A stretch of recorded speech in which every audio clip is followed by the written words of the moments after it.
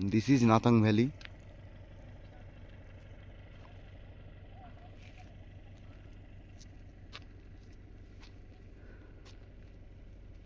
এটাই নাথাং ভ্যালি। আমরা গতকাল রাতে ছিলাম। আমাদের হোমস্টেটা এই জাস্ট সামনে, স্টিল কালারের যে হোমস্টেটা, ওখানেই ছিলাম আমরা। প্রচণ্ড ঠান্ডা ছিল, -7-8 রাত্রিবেলা। অক্সিজেনের একটু প্রবলেম ছিল রাত্রিবেলা। রুমগুলোতে তো কোনো অক্সিজেন ঢোকার কোনো প্রবলেম ছিল না। তারপরে রুম হিটার জ্বালানো হয়েছিল, সেই জন্য অক্সিজেন একটু প্রবলেম হয়েছিল। রাত 3টের সময় ঘুম ভেঙে গেছিলো, তখন থেকে জেগে আছি। খুবই সুন্দর একটা ভ্যালি।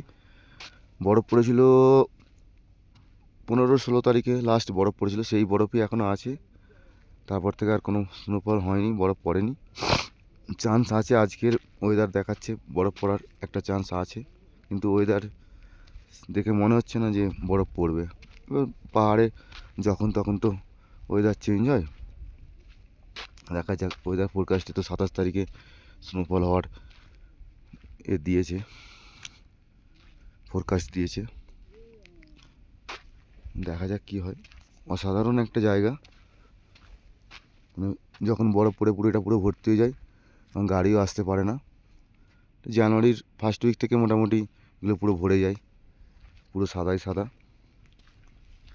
খুবই সুন্দর একটা ভ্যালি।